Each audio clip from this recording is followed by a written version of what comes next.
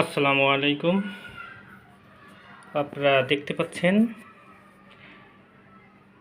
কিছু টাকা।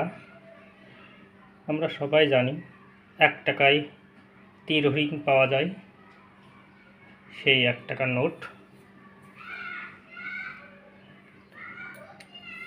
এটা একটা টাকা আপনারা দেখতে পাচ্ছেন, এটা বয়স আনুমানিক 70 বছর, যা আমাদের দেশে এক সময় চলতো।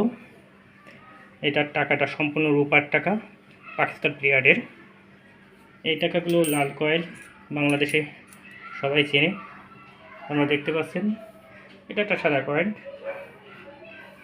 এইগুলো হচ্ছে কাগজের 1 টাকার নোট, যা সব অনেক আগে 1972 সালে বাংলাদেশে সর্বপ্রথম তৈরি হয়েছিল। 1 টাকায় 3 হরিণ পাওয়া যায়, পরে 50 পয়সা, 25 পয়সা আপনারা দেখতে পাচ্ছেন।